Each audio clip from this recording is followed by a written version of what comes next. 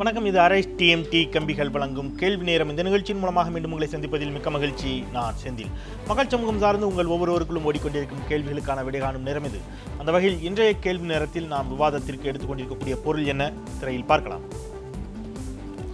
நாடாளுமன்றம் தொடர்ந்து முடக்கப்பட்டு கொண்டிருக்கிறது. குறிப்பாக குற்றச்சாட்டுகளுக்கு உள்ளாக்கப்பட்டிருக்கக்கூடிய பாரதிய ஜனதா கட்சியினுடைய அமைச்சர்கள் உடனடியாக பதவி விலக வேண்டும் என்ற கோரிக்கையை வலியுறுத்தி காங்கிரஸ் உள்ளிட்ட எதிர்க்கட்சிகள் மிக கடுமையான அமளியில் ஈடுபட்டு வந்த நிலையில் காங்கிரஸ் நாடாளுமன்ற உறுப்பினர்கள் 25 பேர் தற்காலிகமாக நீக்கம் செய்யப்பட்டிருக்கிறார்கள். இந்த நீக்கத்திற்கு கடுமையான எதிர்ப்பு பல்வேறு தரப்புகளிலுமிருந்து வெளியே வந்து கொண்டிருக்கிறது. குறிப்பாக பிரதான எதிர்க்கட்சிகள் காங்கிரசிற்கு ஆதரவு அளித்து அவர்களும் அவை நடவடிக்கைகளில் ஈடுபடுவதை தவிர்த்து வந்து கொண்டிருக்கிறார்கள். இதுபோன்ற நாடாளுமன்ற நடவடிக்கைகள், நாடாளுமன்ற முடக்கம் என்பது எந்த அளவிற்கு இந்திய ஜனநாயகத்திற்கு ஆரோக்கியமானது, அது எந்த அளவிற்கு ஒரு வளர்ச்சி பாதைக்கு இட்டுச் செல்வதற்கு உதவும் உள்ளிட்ட பல்வேறு விவகாரங்கள் குறித்தும், ஏன் அமைச்சர்கள் குற்றச்சாட்டுகளுக்கு உள்ளாக்கப்பட்டிருக்கக்கூடிய அமைச்சர்களை பதவி விலக கோருவது குறித்த பரிசீலனையோ அல்லது அது குறித்த அடிப்படை விசாரணைக்கோ கூட அரசு தயங்குகிறது என்று சொன்னால் ஏன் என்ற கேள்வியோடு நாம் இன்றைக்கு பயணிக்கலாம். இன்றைய விவாதத்தில் நம்மோடு அரங்கில் தற்போது 2 சிறப்பு விருந்தினர்கள் இணைகிறார்கள். அவரோடு இணைந்து பயணிக்கலாம். திரு சி மகேந்திரன், இந்திய கம்யூனிஸ்ட் கட்சியினுடைய மூத்த தலைவர், நம்மோடு இணைகிறார். வணக்கம். திரு KT ராகவன், தமிழக பாரதிய ஜனதா கட்சியினுடைய மாநில செயலாளர், அவர் நம்மோடு இணைகிறார். இருவருக்கும் என்னுடைய வணக்கங்கள். இன்னும் சில நிமிடங்கள் நம்மோடு முன்னாள் மத்திய அமைச்சர் காங்கிரஸ் கட்சியின் சார்பில் திரு திருநாவுக்கரசர் நம்மோடு இணைய இருக்கிறார் நேரடியில். அவரை முன்னதாக உங்களுக்கு அறிமுகப்படுத்தி வாதத்திற்குள் பயணிக்கின்றேன். நான் அடிப்படையில் திரு ராகவன் அவர்களிடமே தொடங்கலாம் நினைக்கிறேன். தொடர்ச்சியான குற்றச்சாட்டுகளுக்கு உள்ளாக்கப்பட்டிருக்கக்கூடிய அமைச்சர்கள் பதவி விலக வேண்டும் என்ற கோரிக்கை, இது எல்லா ஆட்சி காலத்திலும், நீங்கள் எதிர்க்கட்சியாக இருந்த காலகட்டத்திலும் வைக்கப்பட்ட ஒரு கோரிக்கை தான்.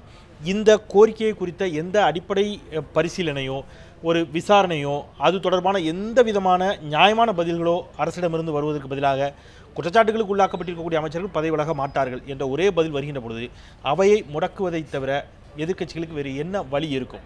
முடக்கப்படுகின்ற பொழுது சட்டப்பேரவைகளில் தான் இதுபோல் நடக்கும். அவர்களை இடைநீக்கம் செய்வது, காவலர்களை வைத்து வெளியேற்றுவது. இப்போ நாடாளுமன்றத்திலும் அதுபோன்ற ஒரு நடைமுறை வந்திருப்பது என்பது ஒரு சர்வாதிகார போக்கோடு பாஜக நடந்து கொள்கிறது என்ற எதிர்க்கட்சியினுடைய குற்றச்சாட்டை எப்படி பார்க்குறீங்க? அதாவது எதிர்க்கட்சிகள் நீங்கள் இப்போ கேட்ட கேள்வி அங்கே கேட்டாங்க பார்லிமெண்ட்டில். அருண் ஜேட்லி, பாரதிய ஜனதா கட்சியினுடைய தலைவர், ஃபைனான்ஸ் மினிஸ்டர், ஒரு கேள்வி கேட்டார். எந்த அரசியல் சட்டத்தினுடைய அல்லது எந்த சட்டத்தினுடைய எந்த ஷரத்தை வெளியுறவுத்துறை அமைச்சர் சுஷ்மா ஸ்வராஜ் மீறி இருக்கிறார், அதை சொல்லுங்கள் அப்படின்னு கேட்டார். இது வரைக்கும் அவங்க பதில் சொல்லலை. நம்பர் 1. நம்பர் 2, பிஸ்னஸ் ரூல் இருக்குது ராஜ்யசபாவில். இப்போ மரியாதைக்குரிய திரு மகேந்திரனாக இருக்கட்டும், இப்போ நிகழ்ச்சியில் கலந்து இருக்கிற திரு திருநாவுக்கரசாக இருக்கட்டும், பார்லிமெண்ட் சட்டமன்ற உறுப்பினர்லாம் இருந்திருக்கிறாங்க. அவங்களுக்கு தெரியும், நான் இருந்ததில்லை. நான் தவறாக சொன்னால் கைட் பண்ணட்டும். பிஸ்னஸ் ரூல் இருக்குது ராஜ்யசபாவில். Rule number 267, 267. அதுபடி சஸ்பென்ஷன் ஆஃப் இது இருக்குது. சஸ்பெண்ட் பண்ணிவிட்டு அதை பற்றி விவாதம் நடத்த வேண்டும், ஒரு பிரச்சனையை எடுத்து விவாதம் நடத்த வேண்டும் என்று சொல்லி சஸ்பென்ஷன் ஆஃப் ரூல்ஸ்னு அந்த ப்ரொவிஷன் இருக்குது. அந்த சஸ்பென்ஷன் ஆஃப் ரூலுக்கு காங்கிரஸ் கட்சியும் சமாஜ்வாடி கட்சி, அதே மாதிரி சமாஜ்வாடி கட்சி, அப்புறம் நரேஷ் அகர்வால் சமாஜ்வாடி கட்சியும், பிரமோத் திவாரி, ஆனந்த் சர்மா காங்கிரஸ், இவங்கெல்லாம் ஒரு 267 ஒரு மனு கொடுத்துருந்தாங்க. அந்த மனுப்படி என்னன்னு சொன்னால் சஸ்பென்ஷன் ஆஃப் ரூல்ஸ், அதுதான் அந்த மனு, அந்த 267 சொல்லுறது. உடனடியாக நிறுத்திவிட்டு பிரச்சனைக்கு விவாதத்தில் அரசாங்கம் ஏற்றுக்கொள்ள வேண்டும்னு மனு கொடுப்பாங்க. அவங்க மனு கொடுத்தது இதை பற்றி விசாரிக்க வேண்டும் என்பதற்காக மனு டெபுட்டி சேர்மன்ட்ட கொடுக்குறாங்க. உடனே பொதுவாக மனுவை அவங்க உடனே ஆளுங்கட்சி ஒத்துக்க மாட்டாங்க. ஆனால் இங்கே என்ன நடந்தது தெரியுமா? இதை பற்றி விவாதம் நடத்த வேண்டும் என்று 267 ரூலில் மனு கொடுத்த உடனே அங்கே அவை முன்னவராக இவர் இருந்தார், அருண் ஜேட்லி, எழுந்து நான் ரெடி, எஸ் டிபேட்டுக்கு ரெடி. அவங்க இதை எதிர்பார்க்கவே இல்லை. நீங்கள் இவங்கெல்லாம் சொல்லட்டும், இவங்கெல்லாம் சட்டமன்ற பார்லிமெண்ட் உறுப்பினராக இருந்தவங்க, இந்திய சுதந்திர வரலாறில் 50 ஆண்டுகளுக்கு மேலாக ஒரே ஒரு பிரசிடென்ட் சொல்லட்டும். எதிர்கட்சி ரூல் 267 இன்வோக் பண்ணி கொடுத்த மனுவில் அதை அந்த டிஸ்கஷனுக்கே அவங்க ரெடி ஆகாமல், ஆளுங்கட்சி ரெடி ஆகிட்டு இவங்க டிஸ்கஷனே ரெடி ஆகாமல் அவமானப்பட்டது இந்த முறை காங்கிரஸ். நீங்கள் சொன்னீங்க அரசாங்கம் இதற்கு தயாரா இல்லை. தயார். 267 தயார்னு இன்ஸ்டன்ட்டாக உடனே அதை தாக்கல் செய்த உடனே அமைச்சர் சொல்றார், நிதியமைச்சர் சொல்றார். ஆனா இவங்க தயார் இல்லை. உடனே டெப்டி சேர்மன் என்ன பண்ண, நீங்களாவது மூவ் பண்ணுங்கன்னு திவாரி கிட்ட கேட்கிறாரு. அவரும் மூவ் பண்ணல. அடுத்து நரேஷ் அகர்வால், சமாஜ்வாடி பார்ட்டி, இவங்க 3 பேரும் தான் கொடுத்துருந்தாங்க. யாருமே தயாரா இல்லை. அப்ப இவருடைய எண்ணம் என்ன? பாராளுமன்றத்தை ஸ்தம்பிக்க வைக்க வேண்டியது. எந்த ஒரு முன்னேற்றமும் டெவலப்மெண்ட் அஜெண்டாவும் பிஜேபி அதை சொல்லித்தானே ஆட்சிக்கு வந்திருக்கிறார்கள், அது நடத்திவிடக் கூடாது. இதுதான் அவங்களுடைய எண்ணம். சார் டிஸ்கஷனுக்கு நாங்க ரெடி, ஆனா அவங்க ரெடி இல்லை. ஏன்னா அவங்க தான் நோட்டீஸை கொடுத்தது. சார் நான் திரு மஹிந்தன் அவருடைய தொடக்க கருத்தை கேட்டு வரேன். டிஸ்கஷனுக்கு அரசு ரெடியாகவே இருக்கிறது, விவாதத்திற்கு எதிர்க்கட்சிகள் தயாராக இல்லை, வளர்ச்சியை தடுப்பது மட்டுமே அவருடைய பிரதான நோக்கமாக இருக்கிறது அப்படிங்கிற கருத்தை நீங்கள் எப்படி பார்க்கிறீர்கள்? அது மட்டும்தான் எதிர்க்கட்சிகளின் நோக்கம். கருத்தை பொறுத்த வரைக்கும் பாரதிய ஜனதா கட்சி அதனுடைய உறுப்பினர்கள் எல்லாருமே விஷயத்தை திசை திருப்புவதற்கு தான் முயற்சி செய்கிறார்கள். இன்று இந்தியாவில் இதுவரைக்கும் நண்பர் ராகவன் கேட்டாங்க, சுஷ்மா சிவராஜ் அவர்கள் லலித் மோடி விஷயத்தில் என்ன ஆதாரங்கள் அல்லது அது சபை குறிப்புகள் அல்லது சபையினுடைய ரூல்ஸ் படி எப்படி தப்பு அப்படின்னு. அநேகமாக நாடு முழுவதுமே இதை பற்றி மிக வெளிப்படையான ஒரு விவாதம், முன்னுக்கு பின் முரணான கருத்துக்கள், இப்படிப்பட்ட பல விஷயங்கள் ஏற்பட்டிருக்கு. இந்த விஷயங்களை பாரதிய ஜனதா கட்சி எதிர்கொள்ளக்கூடிய நடைமுறை இருக்கு பாருங்க, அந்த நடைமுறை தான் ஒரு வருந்தத்தக்க நடைமுறையாக இருக்கிறது. 60 ஆண்டு கால வரலாற்றில், நாடாளுமன்றத்தினுடைய வரலாற்றில் ஊழல், லஞ்சம், குற்றச்சாட்டுகளுக்காக தன்னுடைய பதவியை ராஜினாமா செய்துவிட்டு குற்றமற்றவர்கள் என்று நிரூபித்துவிட்டு பொறுப்பை ஏற்றுக்கிட்டவங்கலாம் இருக்காங்க. லால் பகதூர் சாஸ்திரியை சொல்ல முடியும், இன்னும் நிறைய பேரை சொல்ல முடியும். ஏன்னா இப்போ இந்திய நாடாளுமன்றத்தினுடைய உதாரணங்கள் என்பது ரொம்ப மேன்மையான உதாரணங்கள், சாதாரண உதாரணம் கிடையாது, உதாரணங்கள்லாம் உண்டு இங்கே. அதனால் இப்போ இதை ஒரு சாதாரணமான ஒரு விஷயமாக ஒரு வெளியுறவுத்துறை அமைச்சர் அவர் சம்பந்தப்பட்ட வகையில் ஒரு மிக மோசமான ஒரு குற்றத்தை புரிந்த ஒரு நபருக்கான ஒரு விஷயத்தில் அவர் சம்பந்தப்பட்டிருக்காருங்கிறது ரொம்ப பெரிய குற்றம், அது சாதாரண குற்றமாக கருதவில்லை. அவங்க எதிர்க்கட்சிகள் சொல்கிறாங்க, அதை எப்படி அணுகிறது?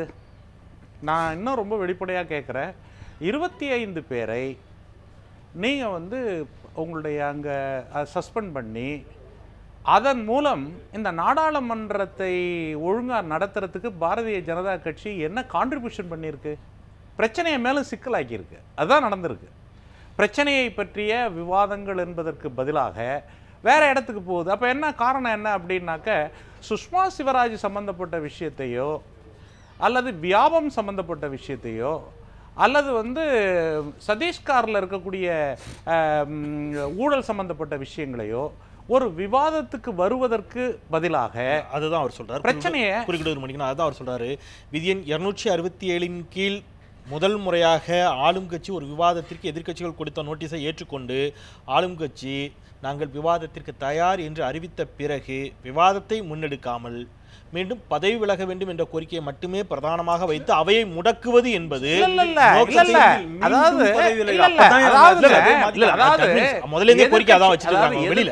எதிர்க்கட்சிகள் தொடர்ந்து அரசியல் கட்சிகள் எல்லாமே வெளியிலிருந்து சுஷ்மா சிவராஜ் அவங்க பதவியை ராஜினாமா செய்ய வேண்டும் என்ற கோரிக்கையை வலிமையோடு வைத்திருக்கிறார்கள். அதுல எந்த மாற்றமும் கிடையாது. கட்சி உள்ளுக்கும் இருக்குது, வெளியிலையும் அந்த போராட்டத்தை வச்சு நடத்திட்டு இருக்கிறாங்க. இது என்னென்ன இதை டைவர்ட் பண்ணுறதுக்கான ஒரு முறையாகத்தான் இது நான் பார்க்கிறேனே ஒழிய இது இந்த பிரச்சனையை தீர்ப்பதற்கான ஒரு முறையாக பார்க்கவில்லை. இப்போ அதுக்கு பிற்பாடு உடனடியாக நீங்கள் 25 பேரை நீக்கினதுக்கு பிற்பாடு என்ன ஆகுது?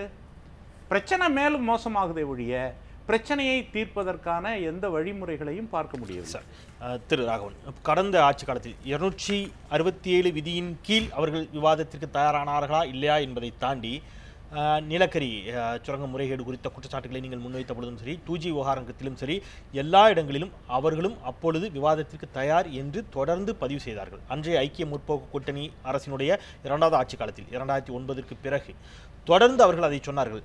ஆனால் குற்றச்சாட்டை மட்டும் வைத்து பதவி விலக வேண்டும் என்ற ஒரே கோரிக்கையை வலியுறுத்தி அன்றைக்கு அவையை பாசக முடக்கியது ஒன்று. மற்றொன்று, மன்மோகன் சிங் கூட பதவி விலக வேண்டும் என்ற கருத்தை வரை நீங்கள் அன்றைய பிஜேபி நீங்கள் எதிர்க்கட்சியாக இருந்த பொழுது மிக ஆணித்தரமாக வலியுறுத்திய பொழுது இன்றைக்கு இந்த வாதத்தை சற்றே மாற்றுவது போன்ற ஒரு துணி இருப்பது எந்த அளவுக்கு சரியா இருக்கும்? ஒரு காலமும் ரெண்டும் ஒன்று கிடையாது. மரியாதைக்குரிய திரு மகேந்திரன் அவர்கள் சொல்லும் பொழுது இது மிகப்பெரிய குற்றச்சாட்டு சொன்னார். நாங்க ஒன்று தானே கேட்டோம். பார்லிமெண்ட்ல என்ன கேட்டார்? எந்த விதியின்படி இது நடந்திருக்கிறது, இது விதி மீறல் நடந்திருக்கிறது ஒரே ஒரு சொல்லுங்கன்னு இன்னி வரைக்கும் சொல்லலை. இவர் பாரதிய ஜனதா கட்சி டைவர்ட் பண்ணதா பேசுறாரு.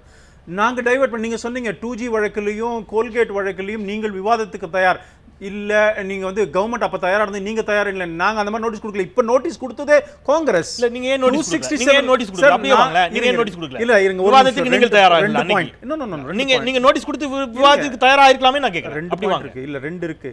இதுல என்னுடைய அப்பத்துக்கும் இப்பத்துக்கும் இருக்கிற வித்தியாசத்தை சொல்றேன். அப்பொழுது ஊழல் குற்றச்சாட்டை சாட்டியது பாரதிய ஜனதா கட்சி அல்ல. 2G இருக்கட்டும், கோல்கேட்டா இருக்கட்டும், அதே போல பாத்தீங்கன்னா காமன்வெல்த் கேம் ஆட்டும் எல்லாமே CAG, control and auditor general, constitutional authority, அரசியல் அமைப்பு சட்டத்தின் மூலமாக உருவாக்கப்பட்ட ஒரு பொறுப்பு பதவி. அவர் சொல்றார், கண்ட்ரோல் ஆடிட்டர் ஜெனரல் சொல்றார். நாம என்ன சொல்றோம்? ஊழல் அப்படின்னு அவர் சொல்லும் பொழுது அதனால இவங்க ராஜினாமா செய்யணும்னு சொல்லும். அன்னைக்கு நாங்க வந்து 267 இப்ப சொல்றேன், என்ன வரேன், நான் கண்டிப்பா வரேன். இன்னும் 2 பேர் என்ன, அதனால எனக்கு அந்த நேரம் இருக்கும்னு நினைக்கிறேன். இப்போ வந்து இந்த கேஸ்ல பொறுத்த வரைக்கும் அப்பொழுது நாங்க சொன்னது ராஜினாமா செய்ய வேண்டும் என்று சொன்னோம். 267ல நாங்க ரூல் படி கொடுத்துட்டு கவர்மெண்ட் ஏத்துக்கொண்டு நாங்க அதை வித்ட்ரா பண்ணதே இல்லை. 50 ஆண்டு கால சரித்திரத்துல நடந்ததே கிடையாது. நீங்க ஒரு விஷயம் சொல்லுங்க, நீங்க 267 கீழ விவாதத்துக்கு அழைப்பே கொடுக்கல. இல்ல இங்க பாருங்க, யார் அழைப்பு கொடுக்கல? யார்? இவங்க தானே கொடுத்தாங்க. நீங்க அன்றைய எதிர்க்கட்சியாக இருந்த பாரதிய ஜனதா கட்சி ஏத்துறது. அப்ப நீங்களும் அன்றைக்கு விவாதத்துக்கு தயாராக இல்லைன்னு தான் அர்த்தம். இல்லங்க, நான் சொல்றது முதல்ல வந்து பாராளுமன்றத்துல பேசணும்னா இது இப்படி தான் கொடுக்கணும்னா ஒண்ணும் அவசியம் இல்ல. அப்ப ஏதோ இடத்துல விதி எண் 267 என்பது நீங்க இன்னைக்கு அதை சுட்டிக்காட்டி ஒரு விஷயத்தை முன்வைக்கிறீங்க. நான் சுட்டிக்காட்டுவது நீங்க தானங்க மனு கொடுத்தீங்க. 267ல வேணும் சொன்னது யாரு? விவாதம் வேண்டும் என்று சொன்ன காங்கிரஸ். கவர்மெண்ட் மத்திய அரசாங்கம் விவாதத்துக்கு ரெடி நாடாளுமன்றத்தில் சொல்லும் பொழுது ஏன் பின்னாடி போனீங்க? இது வந்து கிரேட் எம்பாரஸ்மென்ட் ஃபார் காங்கிரஸ். வாக்கெடுப்புடன் கூடிய விவாதத்திற்கு பாஜக அன்றைக்கு அழைப்பு கொடுத்தது. அதற்கும் தயாராகி நீங்க சொன்ன அதே மாதிரி இந்திய சுதந்திர வரலாற்றில் விடிய விடிய விடிய விவாதம் நடத்தப்பட்டு வாக்கெடுப்பும் நடத்தப்பட்டுச்சு. அதற்கு அன்றைய ஐக்கிய முற்போக்கு கூட்டணி அரசு அதற்கான அனுமதியை கொடுத்து அவையை நடத்தத்தானே செய்தது.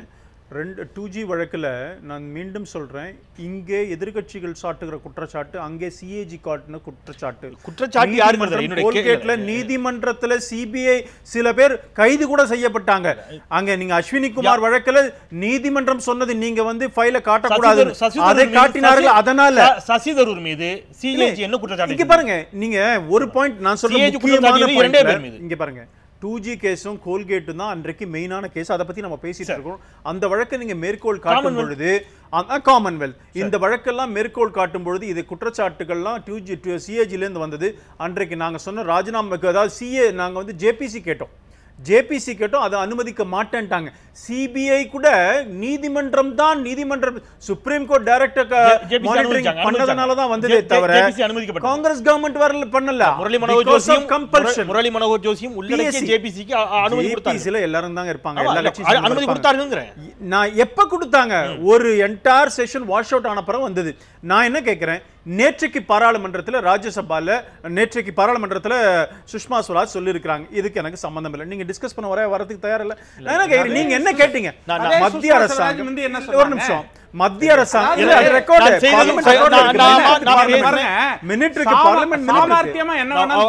ஒரு நிமிஷம் சொல்ல வரேன். நீங்க சொன்னீங்க இது மாதிரிலாம் அவங்களெல்லாம் நீக்கினது சரியான்ட்டு. இவங்களுக்குலாம் தெரியும், சீனியர் பாலிட்டிஷியன்ஸ். 1989ல் 58 பேர் தக்கர் கமிட்டி ரிப்போர்ட்டை பத்தி பிரச்சனை வரும்போது 58 பேர் நீக்கியது யார்? காங்கிரஸ் கட்சி. நீங்க செய்யக்கூட. அப்ப யாரு? நாங்களும் பிஜேபி எம்பியும் காலி பண்ணோம், உங்களையும் காலி பண்ணாங்க, எல்லாரையும் காலி பண்ணி வெளியே. 12 மக்களவை கூட்டத்தொடர்கள் ஓரளவிற்கு முழுமையான வெற்றியாகவே முடிந்திருக்கின்றன. இது அதிகாரப்பூர்வ அறிவிப்பு. 13ஆவதற்கு பிறகுதான் கொஞ்சம் சிக்கல் தொடங்கியது. 14, 15 முற்றிலும் முடக்கப்படுகிறது பாஜகவால். disagree with you. பாருங்க, பார்லிமெண்ட்ல இப்ப கூட சொல்றாங்க, எதிர்க்கட்சிகள் வெளிநடப்பு செய்வது என்பது அரசியல்ல பாராளுமன்ற ஜனநாயகத்தில் அனுமதிக்கப்பட்ட விஷயம். பண்ணட்டும். நான் கேக்குறேன், நீங்க கேட்ட டிமாண்ட் அக்செப்ட் பண்ணோம்ல? நீங்க கேட்ட டிமாண்ட் டிஸ்கஷன் பிறகு தொடரலாம். நான் உங்களுடைய கருத்தையும் கேட்டே பெறுகிறேன். திரு ஐயநாதன், ஊடகவியலாளர் திரு ஐயநாதன் நம்முடைய இணைய இருக்கிறார். ஒரு சிறிய இடைவேளைக்கு பிறகு பாஜக விவாதத்திற்கு உள்ளபடியே தயாராகத்தான் இருக்கிறதா? நாடாளுமன்றம் முடக்கப்படுவதால் நாட்டிற்கு ஏற்படக்கூடிய இழப்புகள் என்ன? ஒரு நாடாளுமன்ற உறுப்பினர் மக்களின் வரிப்பணத்தில் பெற்றுக்கொண்டிருக்கக்கூடிய சலுகைகள் என்னென்ன? இவை அனைத்தோடும் கூடிய ஆதாரங்களோடு இணைந்து விவாதிக்கலாம் ஒரு சிறிய இடைவேளைக்கு பிறகு.